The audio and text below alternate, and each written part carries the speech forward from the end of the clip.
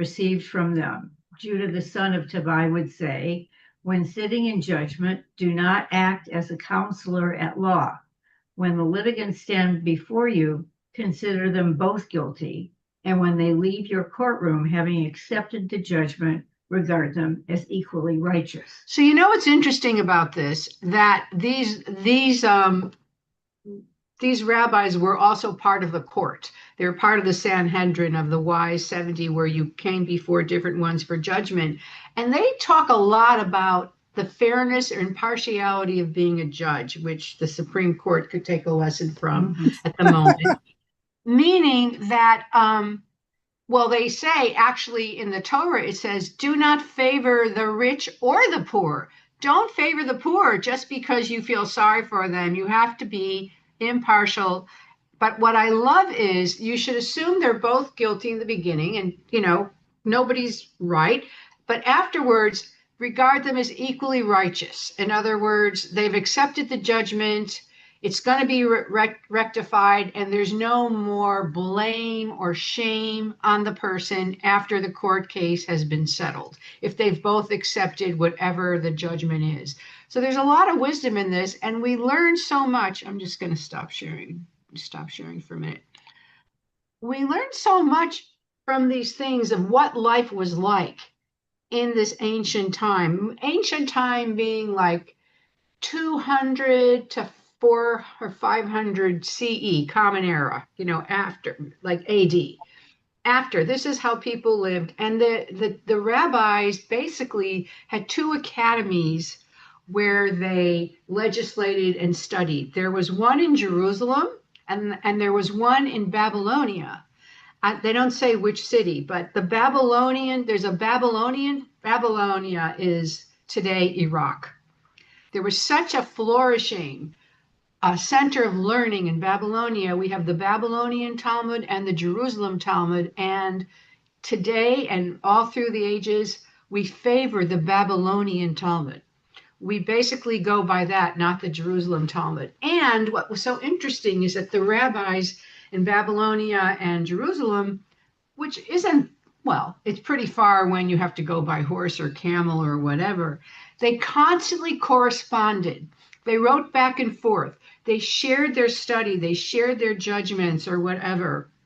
So they were in constant contact. So it's amazing in this ancient time when, I don't know, 90% of the world was illiterate. We had these, I mean, so did ancient Greece, you know, a little bit later. They had their Academy of Learning, Socrates, Plato, and all that. But that was earlier. That was 5th century BC. So there was learning then. And maybe we learned from them, or maybe they were a model for us, because, you know, we do look around at cultures and take the best of the culture if we can. We know during the time of Alexander the Great, which was a little before, around the time of the Maccabees, which is like 200 and 165 BC, the Greek culture was huge in Judea. And people, we talked about it before, but people dressed like the Greeks. They learned Greek. They went to the gymnasium. They did exercise and baths, and they loved the Greek. They stayed Jewish, but they also, took things from the Greeks. So perhaps these learning academies, and they all really started after the temple was destroyed.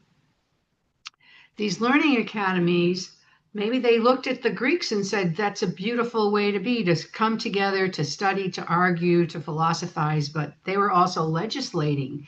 Where in Greece, there were the learning academies, and then there was the Senate and the emperors and all that stuff. They were separated. The rulers or the legislators of life were these sages. We call them our sages. We call them our rabbis. That's who we're talking about.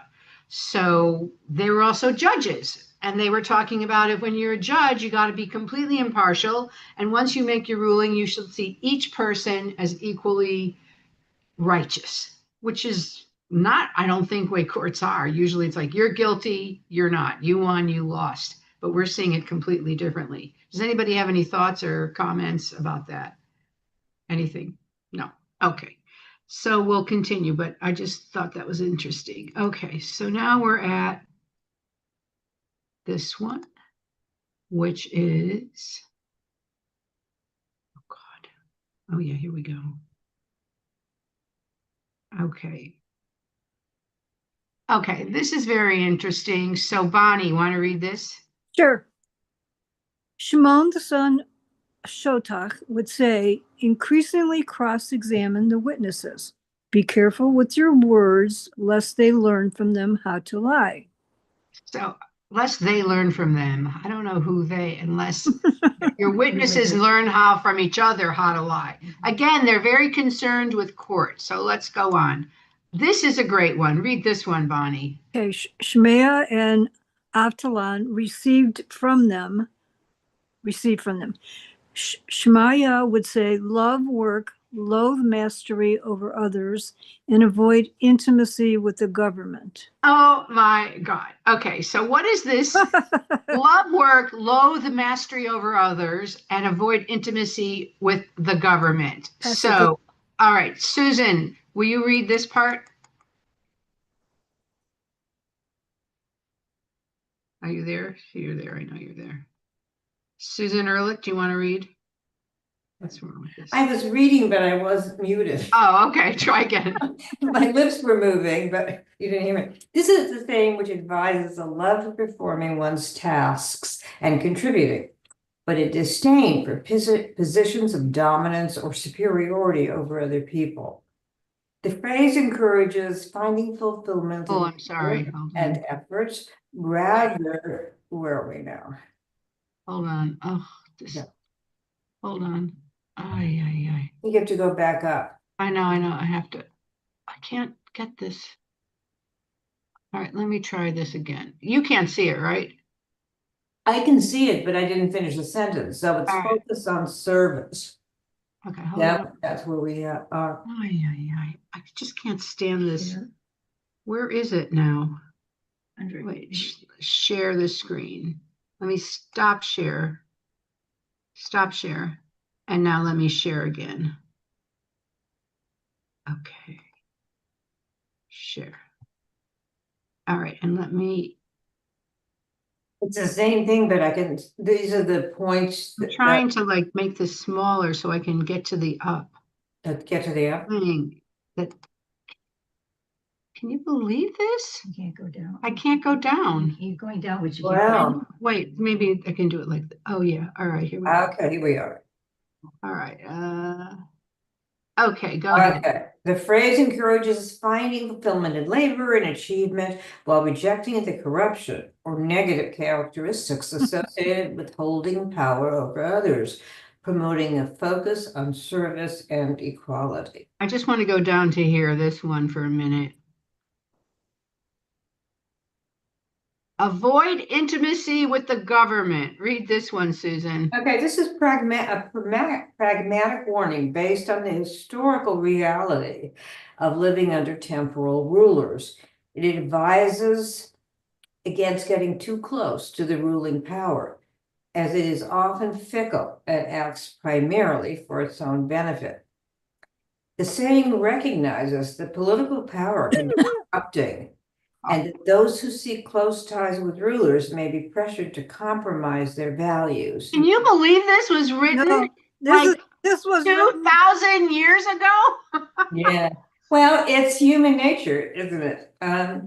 In more modern interpretations, this applies even to democratic societies, where politicians can be unreliable and swayed by their image. The warning is to maintain a clear-eyed perspective and not be seduced into believing a relationship with the government is a pure and trustworthy one. Can you believe this now? This was written, they were talking about Roman emperors. It's unbelievable. I got an email today from somebody on Substack that says, Trump is bad for our health and not just the body politic. Every utterance from the man or his minions is bound to raise your blood pressure or make you ill. Seriously, and look at this, what we're reading today.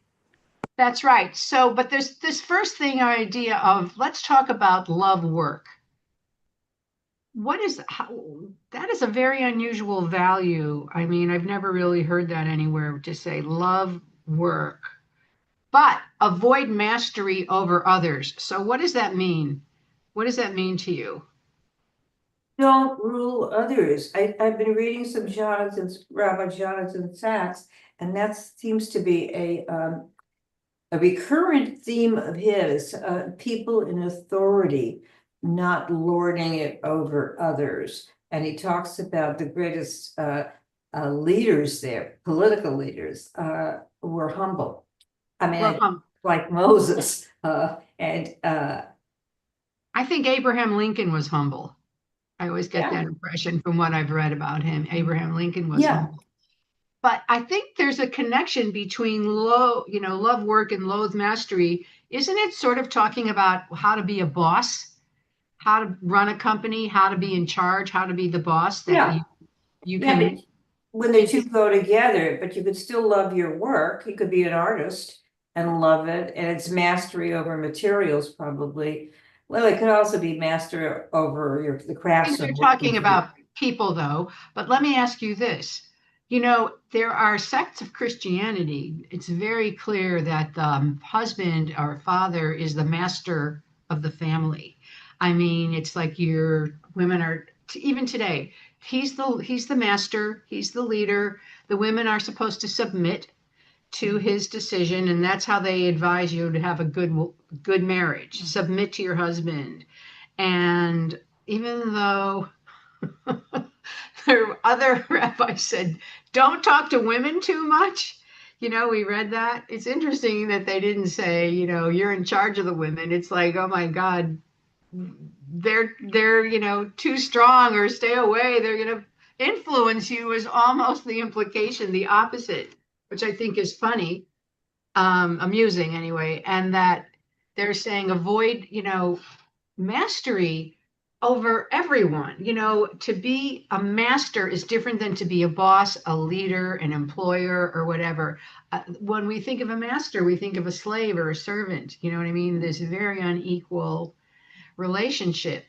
And the rabbis lived when? They lived mainly under the Roman Empire for the most part. And they had already been conquered by the Romans. They had destroyed the Second Temple, but they were still living under the Roman Empire. And so they saw they saw Caesars, they saw slaves, they saw the people in the Senate and the leaders even who were ruling Judea. And masters were, for the most part, I guess, pretty power hungry and terrible. But let's talk about this: avoid intimacy with the government. So they also, so what does that really say?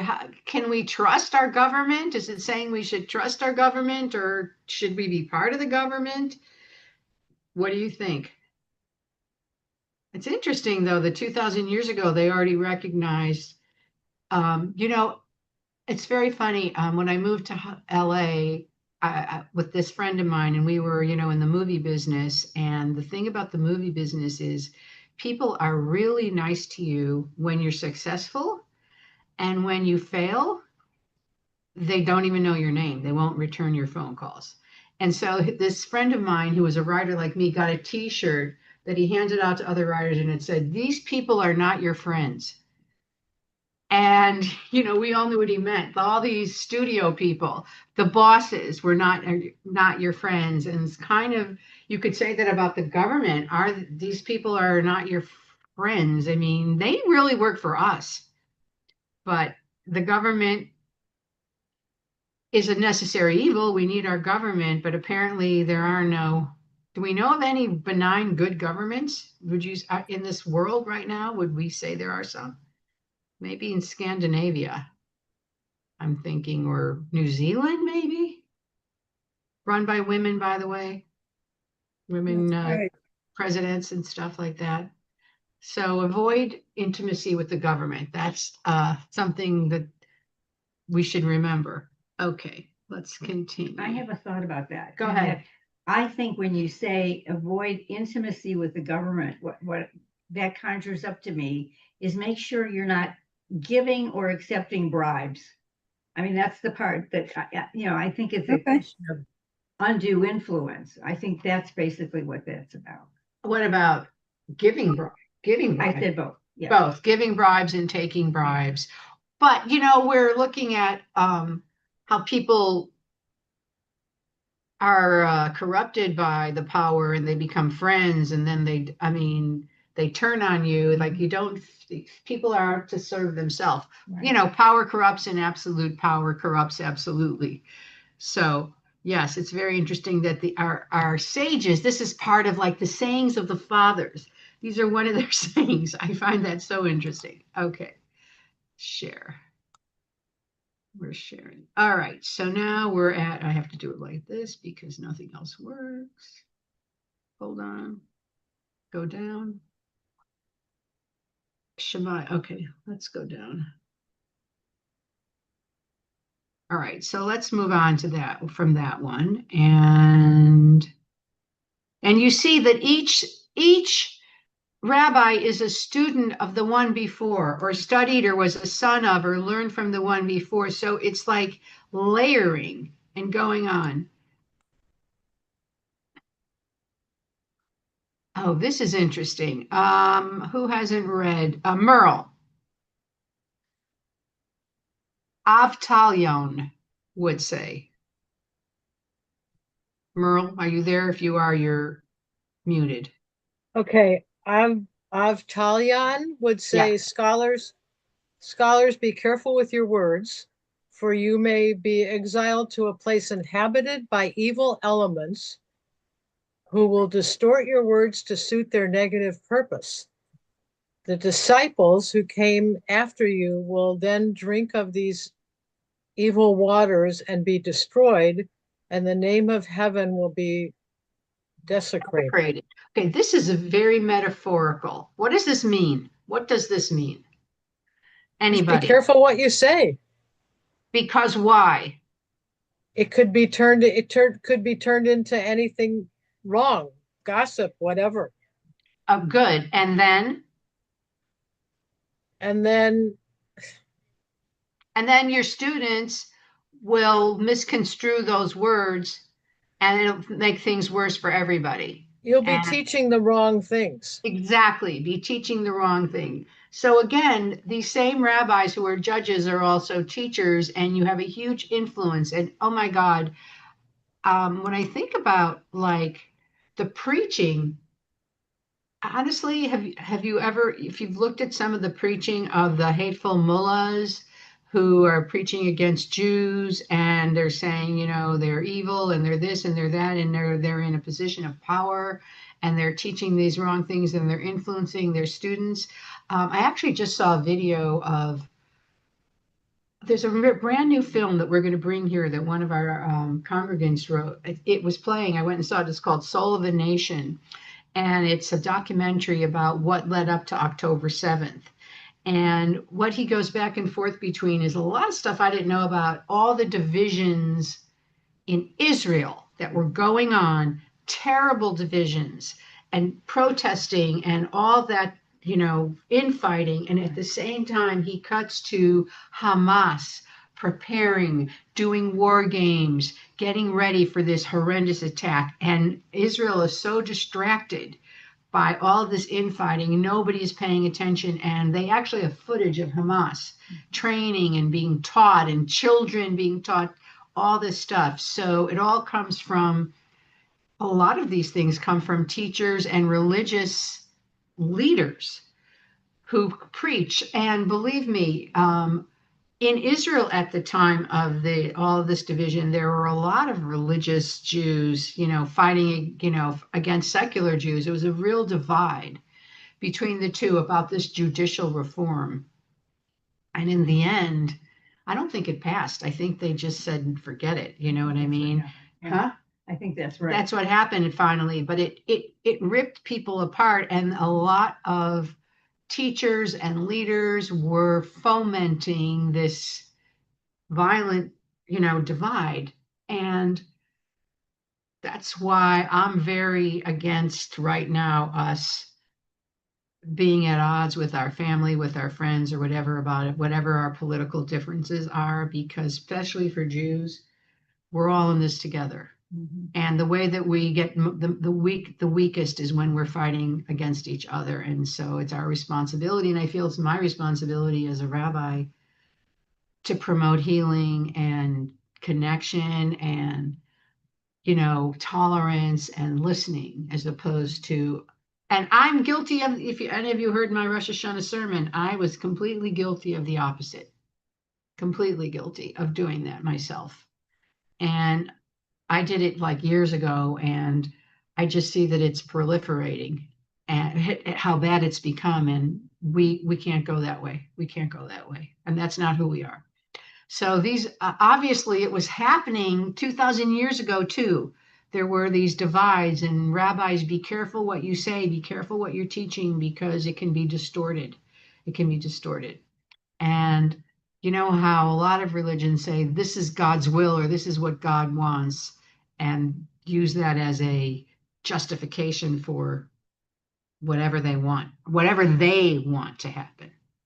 Okay, so let's continue. I think you're totally right, and that the big thing is Sinat Hanan or Hanim was the destruction of the Second Temple. That's right, Sinat Chinam. The idea that part of the destruction of the Second Temple was the infighting among the Jews. The infighting among the Jews. So, and Hamas took the perfect opportunity. I've read that from a number of sources. First of all, they didn't want the Abraham Accords, and second of all, they saw the protests going on with that and the divisions in Israeli society. So they struck at a propitious time. Although they struck at a propitious time, and also there had been some announcements that Israel was about to make some kind of understanding or agreement with Saudi Arabia. And that would have been huge, because this is in this documentary I just saw. It's very informative. That would have meant the entire Sunni world would have also joined in, because the Saudis are the leader of the Sunni world, which was Indonesia, Pakistan, all of these Sunni Muslims. The Shia are Iran and maybe Yemen or something. So they're the smaller sect. But the Sunnis are the majority. And if we hadn't been able to manage some kind of, I say we, treaty or accord with Saudi Arabia, would have brought in the rest of the Sunni world. And Hamas just couldn't allow that. So now we get to Hillel and Shammai. So I want to talk to you about Hillel and Shammai. Does anybody know who they were? Susan, do you know? Yeah, there were sages in this early period, I think in the first century BCE, and some of it overlapped. No, CE, I think CE, yeah. But I think some of it, they said Hillel was also a little before. Yeah. Okay. Overlapped in that. And they were considered the opposite viewpoints. However, they got along well. Rabbi Nickerson raised that about debate for the sake of heaven. And Shammai was the stricter, and Hillel was the more, if not lenient, then at least compassionate or so. And Hillel's opinions usually prevail. Right. So they shared the leadership of the Sanhedrin, these two guys. And we know Hillel, we love Hillel, because what are all the Jewish, religious institutions on every college campus called? Hillel. It's named for him, Hillel. So Hillel and Shammai, and there's this beautiful story about Hillel that he was very poor and he wanted to study Torah so much when he was a boy that he couldn't afford the penny or the 2 cents that you paid. You had to pay the teacher, because the teacher had to live too. That he would go, and there was what are those, skylight, and he would go and he would lie next to the skylight and he would listen to the Torah every day, because he couldn't afford to go inside. And then it snowed, and they looked up and there was this body covering the skylight, and it was Hillel, and he was frozen almost from being in the snow. And they brought him in and they warmed him up, and of course then they welcomed him, because he loved study, and he became this amazing scholar.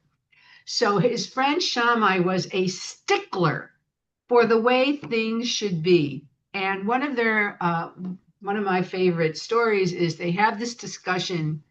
There's a song you're supposed to sing when a bride comes down the aisle at a wedding, and it says, here is the beautiful bride. Here comes the beautiful bride. And so somebody asked the question, what if she's not beautiful? Do you still sing the song? And Shammai said, no, you cannot sing the song if she's not beautiful because it's not true. It's not true. And Hillel said, no, you have to sing the song. Of course you have to sing the song.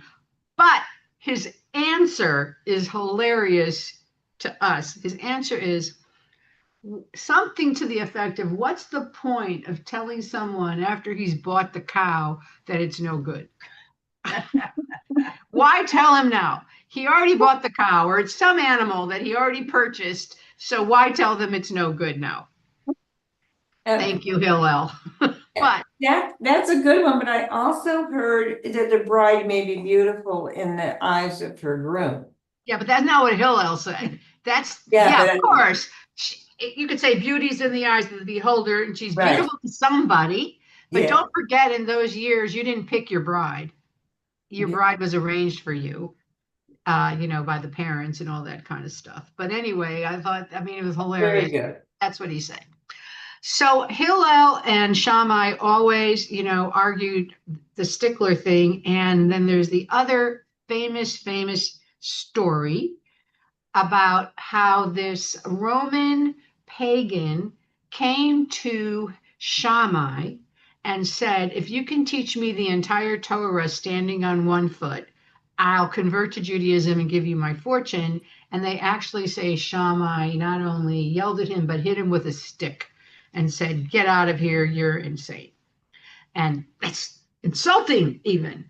And then he went to Hillel and said the same thing. And Hillel stood on one foot and said, what is hateful to you, do not do to others. That is the whole Torah. The rest is commentary. Go and learn it.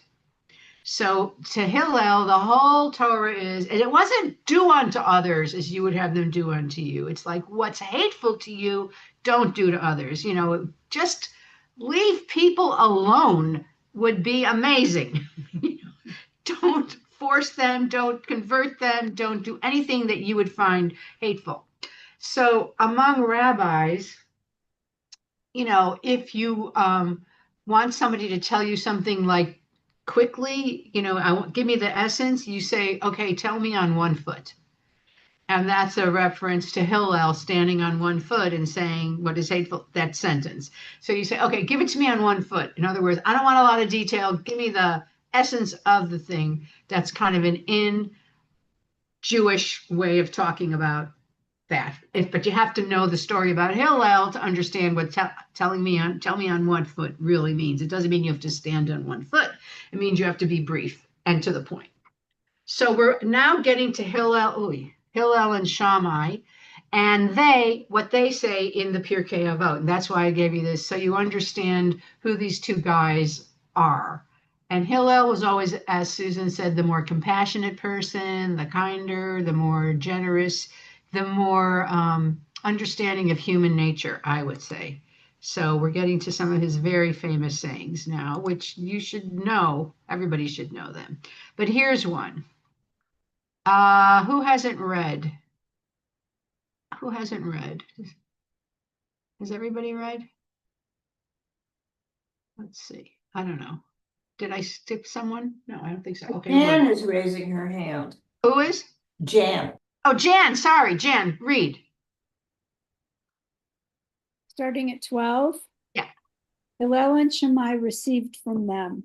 Hillel would say, be of the disciples of Aaron, a lover of peace, a pursuer of peace, one who loves the creatures and draws them close to Torah. Oh, that is so beautiful. Okay. So why Aaron? It says a lover of peace, a pursuer of peace, one who loves the creatures and draws them close to the Torah. Okay. So who was Aaron? Who was Aaron? Moses' brother. Okay. Brother and a priest. He was Moses' brother. And what did he do for him when Moses first came back from, the burning bush and all that? Remember, he was his spokesperson. He was a spokesperson. He would be a spokesperson But he also did something else that, wasn't so great. Oh, the He golden he calf. made the golden And I calf, think but that's what they're referring to. He wanted peace among the people. He wanted, they were, he was loved more than Moses. yeah. He was the person people would come to. Moses was extremely intimidating and, grand and removed in a way. And Aaron was very accessible. And we know that when he died, the people mourned for 30 days. That's why we have the Shloshim, the 30 days of mourning, because of Aaron. And they say Aaron was this gentle, loving man. And he loved peace. He pursued peace. So you say you don't just love peace, but you have to go out of your way. Be like Aaron. Try to make peace, find peace. When there's an argument, be a peacemaker.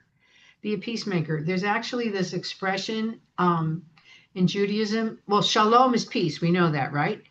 Shalom also comes from the word shalem, which means complete. Like when you're whole, you're at peace. When you're not torn apart or fragmented or whatever. But there's this expression, shalom bayit, peace. In the Is there house. something? What are you asking, Bonnie, exactly? From Bonnie's, is there something to read for this class? What do you mean? You're muted. Like a book, A paper, book, a Like- book about. what we're doing, what we're studying. Well, there is the book of Pirkei Avot, Ethics Yeah, of the Tongue. that I have. Okay. Okay, but these explanations, well, they're all over the place.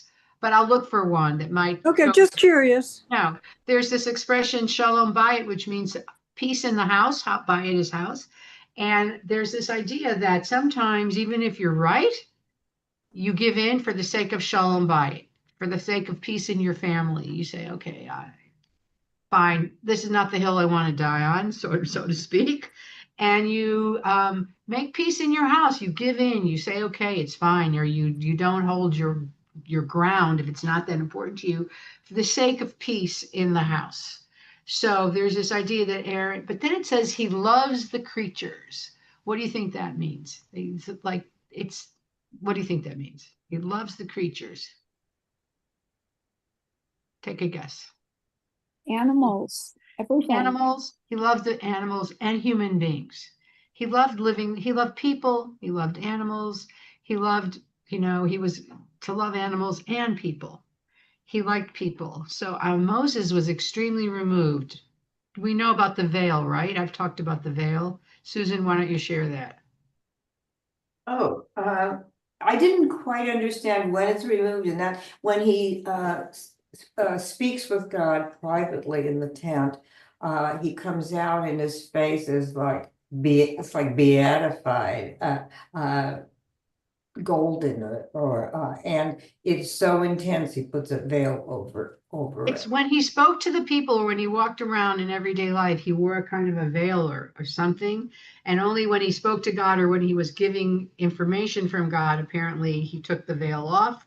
It says this in the Torah. So he was like, when you see somebody with a mask on, you don't really know that they feel very removed. When we were all wearing masks, we couldn't see each other's face.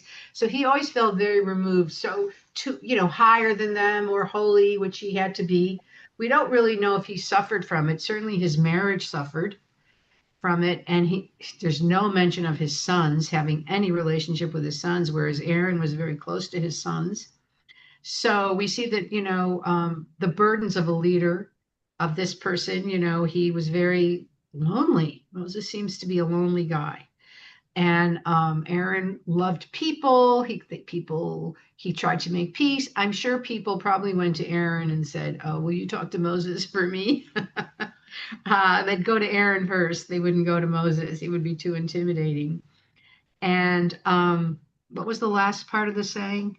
He loved the animal creatures, and what did he do? Draws them close to the Torah. Okay, he embraced them. Yes, that's He loves the creatures and draw them close to the Torah. Okay, so how many of you feel close to the Torah or are connected to the Torah? Okay, so Bonnie, talk about that. What makes you feel close to the Torah? Well, I'm also taking these classes, Musar, and I feel very close to the ethics it wants us to have. The, not to have a sharp tongue, to really listen to someone, not to judge someone, not to be jealous of someone. Not, I think it teaches us to be more peaceful and to really believe in something. I mean, I really believe in God, and someone was watching over me 2 years ago. So I just feel that we've learned a lot with these classes by, again, not being greedy, trying to understand, be gracious, don't be jealous, don't be mean to people. If something doesn't work, then you can walk away from it quietly. It's really learning to appreciate who we are as a people. That's, And that's that's how I feel. beautiful. Okay, Susan, Right? do you feel close to the Torah? You raised your hand. Yes, I think for the same reason that Bonnie was speaking about, and some of it is the commentary that we get. I love in Etz Chaim, that Torah, which explains things and also relates it to a life, a current life. I don't feel as close when we get to all the rituals for the priests. No.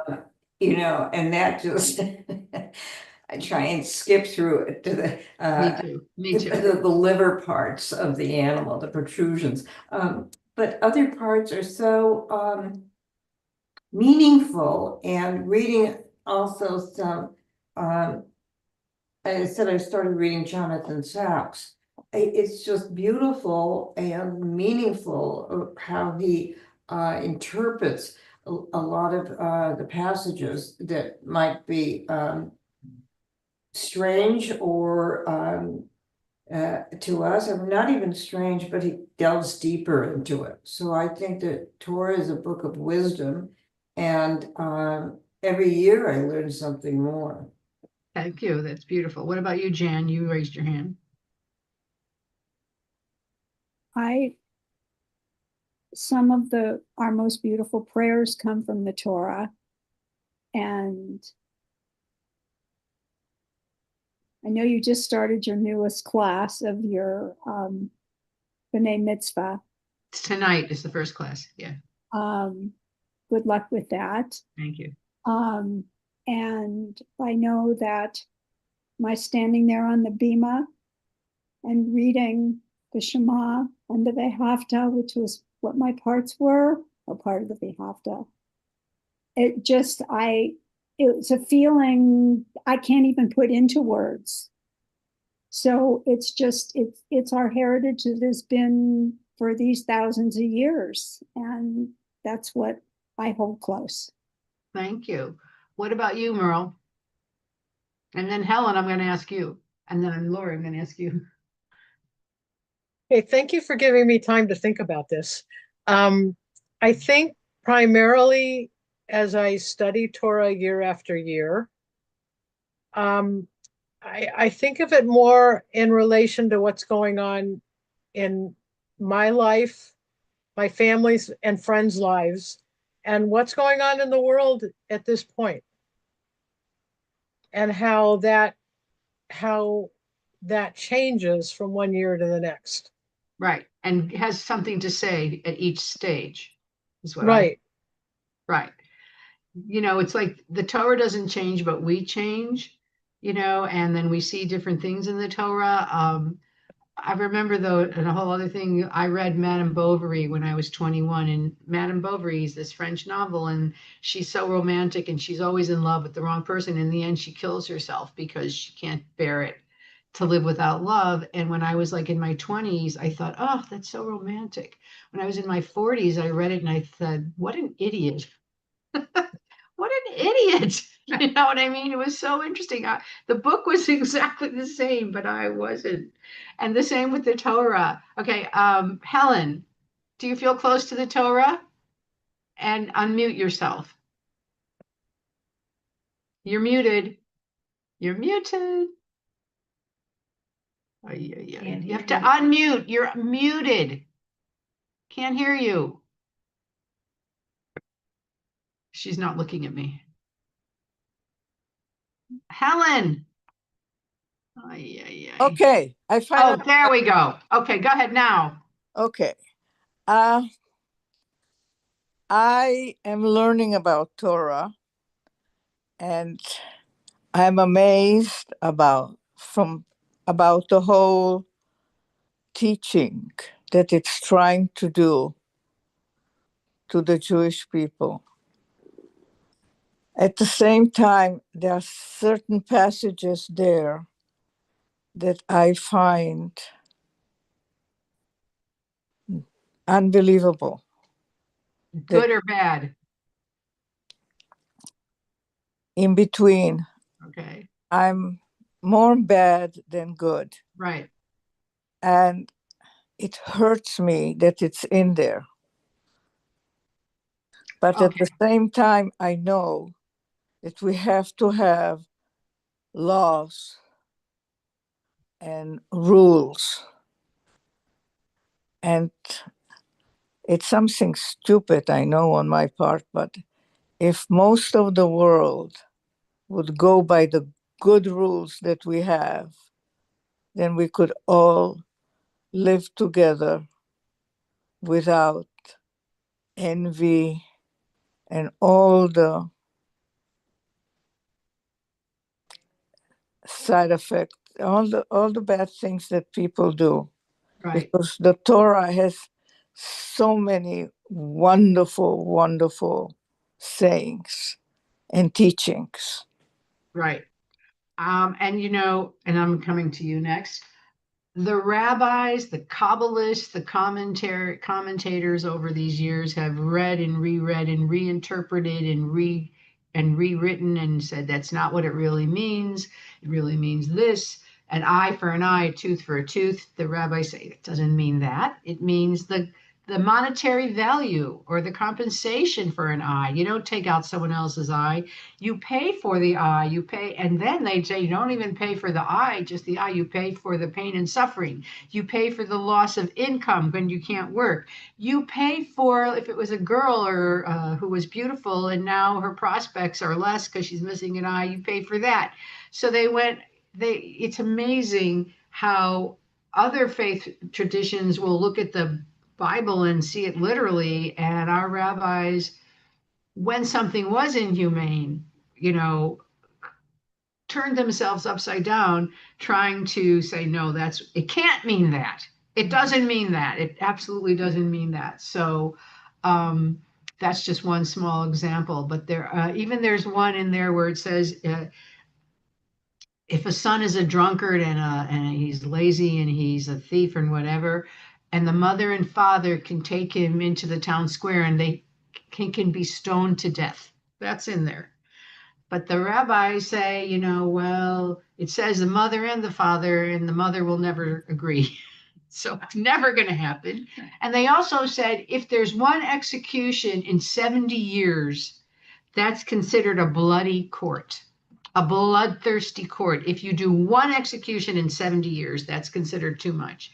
So I agree with you. The literal Torah sometimes is very disturbing, but our sages, with their big hearts and humanity, found a way to say, no, no, no, that's not the kind of world we're going to live in. So, Lori, Well, I come in here and be in the picture. okay. I have a couple things to say about that. I think it asking me if I feel close to the Torah is kind of an abstraction for me. Okay. But it became concrete when I had my bat mitzvah and somebody handed me a Torah for me to hold. And here is this kid who was raised by Orthodox parents. The idea of a woman holding a Torah was unthinkable. And so the act of holding it was like overwhelming to me. I had another experience this past year in the High Holiday service of being in Glazer, and I like to sit right under the dome. Right, yeah. And I got there and the service was about to start. And between being in that space, feeling cocooned by the congregation and the beauty and the music. I had my first really honest to God religious experience, and one that I never thought I'd ever have in my life.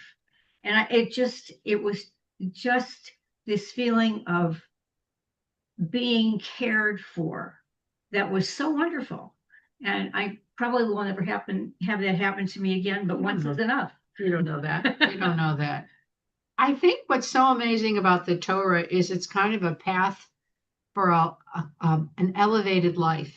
If you follow the ethical teachings of the Torah, and a lot of Orthodox Jews do not, they're all about the rituals, and they sometimes forget about the love your neighbor as yourself, and do not, certain, like, don't gossip, don't be jealous, don't take revenge or whatever. There's some of that going on, or their disdain for other Jews who are, and I'm talking about the Haredim, the ultra Orthodox, not the normally Orthodox who are in the army and doing everything, but this idea of a kind of an elevated life where everything has beauty and meaning, or we can look for the beauty and meaning. And also our sages have helped us access that. But what's amazing about this document is that you keep finding more and more in it. It's so deep. And the Kabbalists say that, every letter, they say the Torah is white fire on black fire, and that even the spaces between the words have meaning. But between the letters, the spaces between the white, that has meaning. Everything has meaning, but they're like, really out there. And that's all they do all day is think about that. But it's fascinating to think about how our tiny little group of people in the world, the Torah has really been the thing that sustained us and kept us together.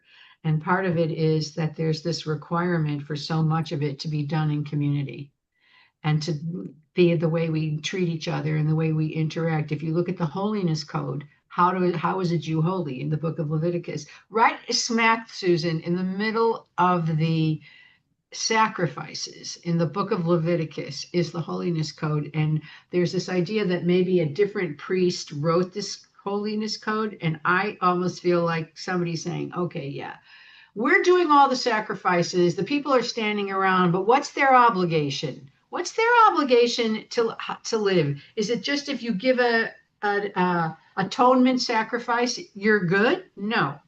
And the holiness code is all about love your neighbor as yourself. That's the pinnacle of it. But, big one for me is do not keep a worker's wages overnight. That one always resonates with me. If somebody works for you, a day laborer, pay them that day because they may need that. I always pay, day laborers like that. Or do not stand idly by while your neighbor's blood is being spilled, or do not gossip and do not take revenge. That's how you be holy as a Jew. Not go sit on a mountaintop and fast and abstain and be celibate or anything like that. That's not holiness. Holiness is created in our holy interactions with each other. So that's being close to the Torah. And it's amazing. It's an amazing document. Okay. Susan, that was really beautiful what you said. That was really beautiful. Thank you. Okay. So we're going to just go, we have like time for one more, I think, which is, I think, the most famous one of all, if we can get there, which is, okay, we're going to pass we talk about this, lovers of the creatures.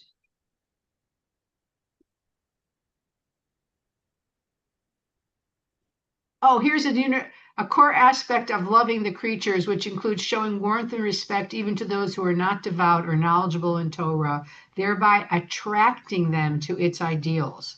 That's right. Right. In essence, Hillel's teaching is a blueprint for life dedicated to building unity and fostering spiritual growth by extending unwavering love and peace to all people. And I cannot tell you, I'm just going to add this one thing.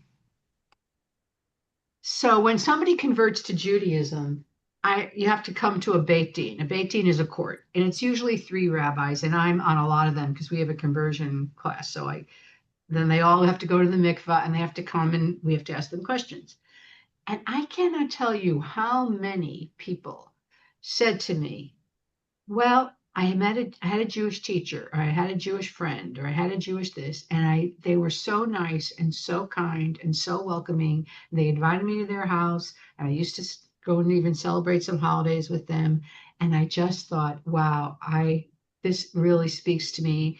And by example, through meeting Jews and knowing Jews, they decided to become Jewish themselves. And I always think that, that's why it's very important. Interfaith is really important, not to convert people, but for people to know what a Jew is, because many people have no idea. If you think about this world, there's 15 million Jews and 6 billion people in the world. They don't know what a Jew is. They only know what they hear or read or whatever. But when they meet Jewish people and we're embodying our values, then it's better for us and it's better for them. You know what I mean? To understand, and it's better for us as Jews for them to know who we are. Did you want to say something, Bonnie? No, I just wanted to unmute it. Oh, you want to unmute. Okay. So last thing, I want to go to Hillel's most famous saying. I want to go past this one. He would say, if I am not for myself, who is for me? If I am only for myself, what am I? And if not now, when? It's probably the most famous saying of Hillel or in Pirkei Avot, I would say. Yeah.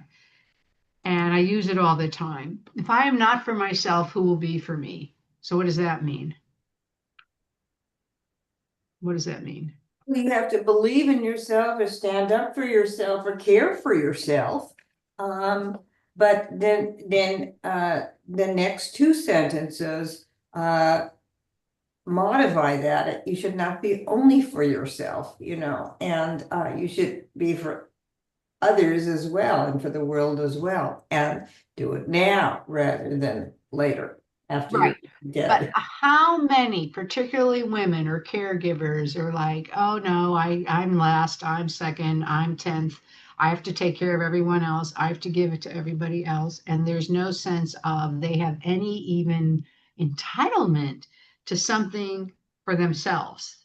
I think it's mainly women who are in that position where they never can say no, and they get taken advantage of or exhausted or drained. And even when the demands are unreasonable or impossible, it's like, and no one's going to stand up for you. I mean, I personally, I know you won't believe this now because you know me so differently, but I did not say no to a male figure because of the way I had been raised until I was like 30 years old. The word couldn't come out of my mouth. No, I don't want to. I can't. It was like, okay, I'll do it. Oh. And I had to go to take years of therapy and practice to finally get there. And now, it's still sometimes it's like, I'm sorry, but I have to say no. It's like, do we have a right to say no? We do, but it's very hard in our culture, I think. And so I think Helen is nodding and smiling, right? And I think it's important to build a community for ourselves. Absolutely. If I'm not for myself, I also think I'm not for the Jews. If I'm not for the Jewish community, who will be for us? Right. Of course, we can't only be for the Jewish community. That's tikkun No. olam. You know what I mean? So there's the plural and then there's the personal, but it's a really profound thing that I count. Hillel saying, I count. Each one of us counts. We, as Rabbi Leader would say, you matter. We matter. And so we're allowed to do something for ourselves, and not just, but not only, you don't want to be, it's not like you're the center of the earth, there's no one else. But I think it's a very profound thing. And then what are you waiting for? If you are for yourself, if when I decided to go to rabbinical school, I was in my 50s. I said, all right, I'm going to rabbinical school. People thought I was crazy, and whatever. You'll never get a job. That was a big one. And I said, I'll get a job.